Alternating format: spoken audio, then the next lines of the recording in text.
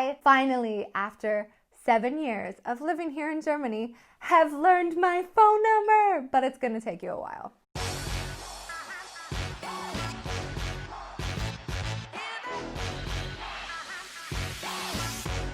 Hello everyone and welcome back to my channel. If you haven't been here before, my name is Jenna. I am an international who has been living here in Germany since 2014. I share all of my experiences here on YouTube, but I've also put together an extensive welcome program that goes through all of the information that you are going to need when getting started here in Germany over on lifeingermany.com. But today we are specifically going to be talking about those mistakes that you are going to make when you come to Germany. And that could be whether you come here to travel or you come here to live.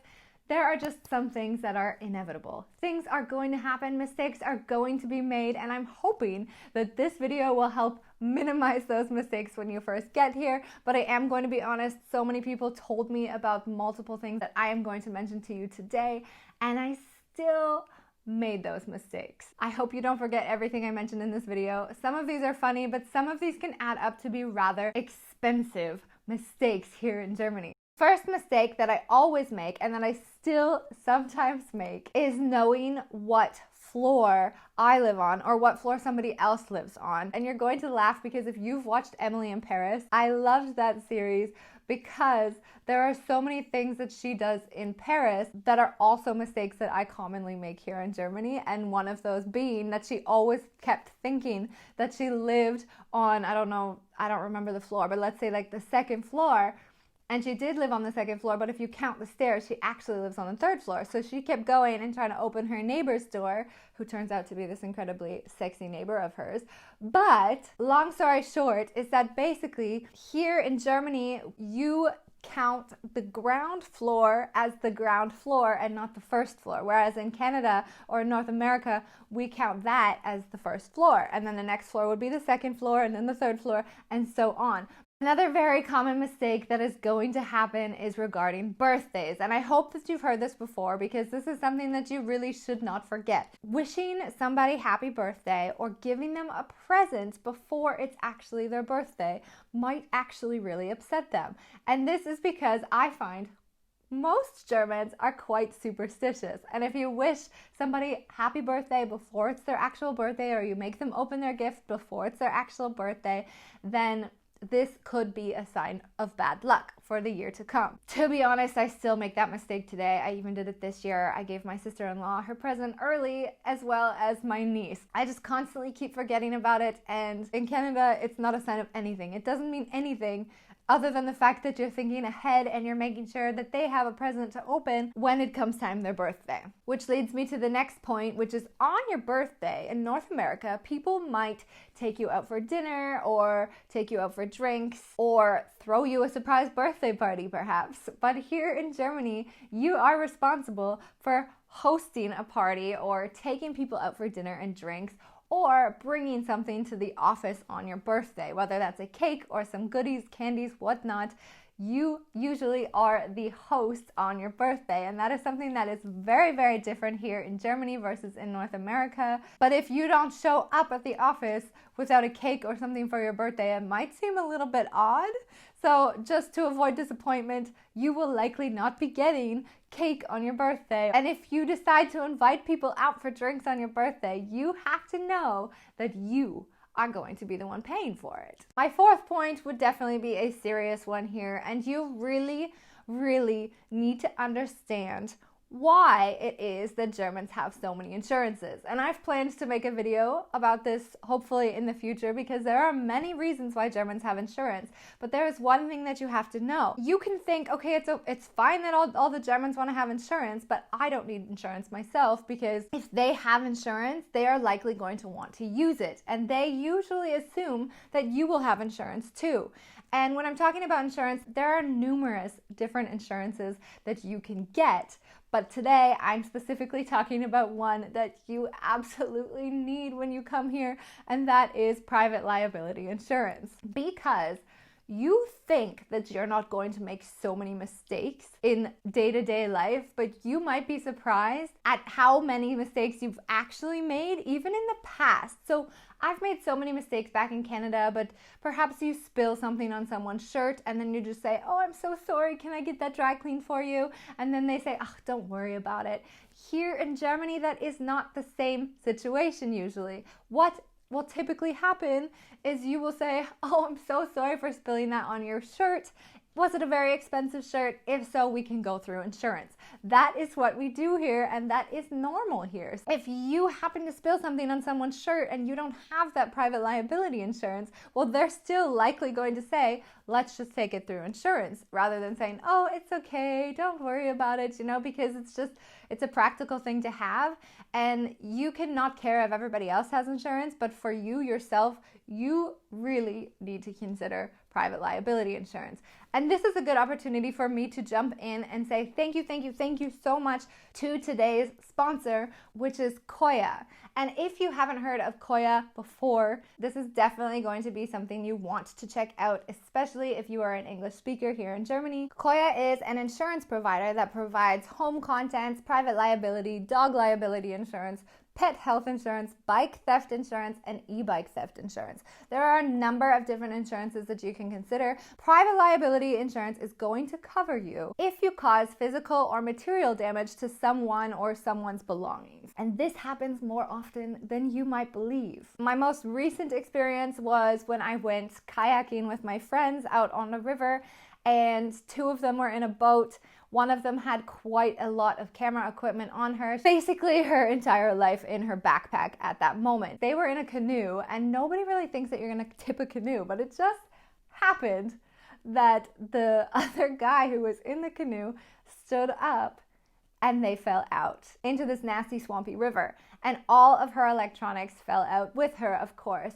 And so this is where the private liability insurance came in really, really handy, because it just avoided a seriously awkward conversation where you're just like, well, I'd love to offer to pay to fix all of your electronics, but it can add up to thousands, right? So it was just a really easy, quick fix where he just said, I'm so sorry, let's just go through private liability insurance and all will be well. When we're talking about Koya insurance, I know they specifically offer insurance coverage for up to 30 million euros, I believe. So, I mean, hopefully you're never going to need that, but they will cover up to 30 million. So you don't have to worry if you, for some reason, spill a coffee on someone's laptop in a train, if your child bikes in accidentally to the side of a car or into somebody, which often happens. And just to let you guys know, with Koya, private liability insurance starts at around $4.99 a month. So you really can't go wrong, considering like it's the cost of 1 or 2 coffees per month, and it is definitely worth it. Another awkward mistake many of us will make is going in and buying something at a shop without checking beforehand if they take credit card. If you come from a country that is very commonly uses credit card for absolutely every purchase, it might be a very embarrassing situation when you get to the cash and then you pull out your credit card and they say, sorry, we don't take credit card. And then you look in your wallet and you're just like, ugh. And then you look behind you and there's like a massive line behind you and you're just like, I don't know what to do. If you're so used to using credit card all the time, sometimes you might not realize that you don't have cash in your wallet or that you didn't bring your debit card because it's in your other purse or what have you. It will happen, and you just have to hope and be extra sure that you have all methods of payment in your wallet before going out. Another funny mistake that I still often make is when I pick up the phone, or when we pick up the phone in Canada at least, we pick up the phone and say hello. And we expect you on the other end to say, hi, this is Susie. I'm just calling to see if you want to come and hang out today. And that's how the conversation goes. Whereas here in Germany, you actually have to pick up the phone and say, hello, Jenna speaking, or something along those lines, so that they know who it is who's answered the phone, if that makes sense. So this is something that I still always forget, especially when I have to pick up the phone and I know it's a German calling. And I always think it's so weird to pick up the phone and say like, hello, Frau Davis. Because I don't think of myself as like Frau Davis or like Mrs. Davis, you know. I think of myself as Jenna. So I always want to be like, hello, here's Jenna. And Usually I say that because I just think like Frau Davis is so weird. Another mistake that I still make today is that you might actually send a couple postcards or a couple letters to the wrong address. And I say that because in North America, we usually put the number first when we're talking about a street address. So perhaps we're saying 19 Post Street, whereas here in Germany, we would say Poststraße 19, so Post Street 19.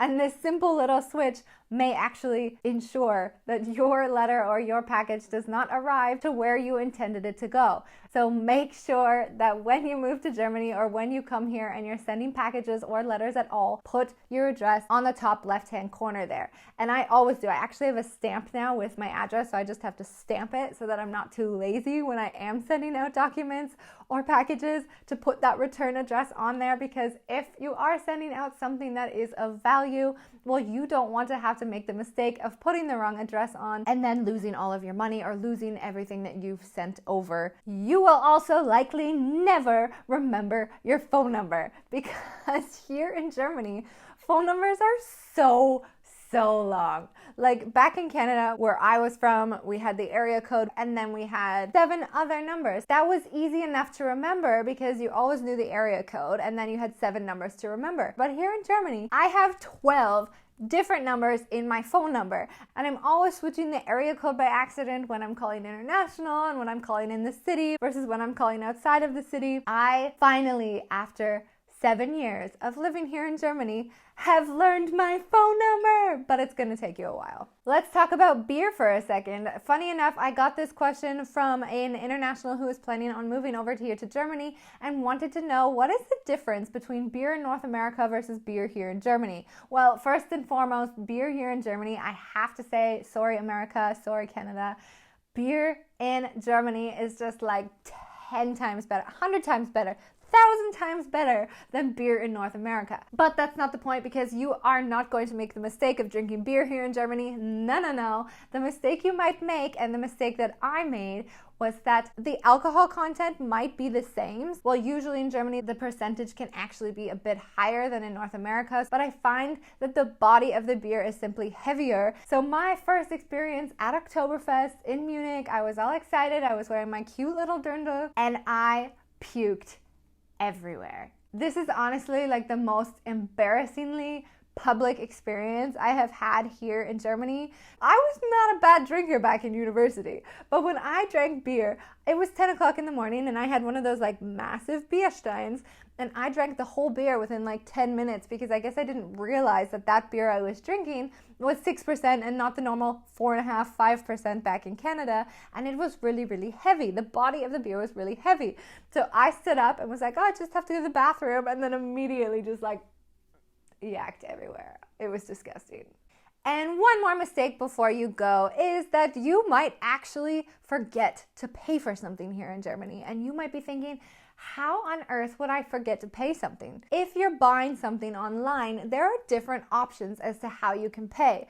If you're not paying attention, you can click the wrong option, of course, and I have done this a couple times where they might give you an option to pay with credit card or PayPal or perhaps even Klarna. And Klarna is basically a system where you can pay later. So you get the product and then the receipt will actually be in the product box, and then you can go ahead, go over into your bank account and send an IBAN transfer or a bank transfer over to that company and make that payment within perhaps 14 days time. But because they're sending it as a piece of paper, which is something that we're not always all that used to anymore because we make payments at the click of a button, well, I've accidentally clicked Klarna before and then I get the bill in the mail, but because it sometimes comes in the box, I just take it and then I totally forget that it's a bill and not just the receipt. There are many, many things that I wish that I knew before I moved here to Germany, all of these included. But if you want to know more, I will link a video up that I recently filmed about all of the things that I wish somebody had told me when I first moved here to Germany, because a lot of that is also kind of similarly related to the stuff I mentioned today, where you're going to want to know this stuff before you actually move here so that you can avoid as many mistakes as possible, whether those are very embarrassing mistakes or very, very expensive mistakes. That is it for me, guys. Vielen, vielen lieben Dank und wie immer, bis später.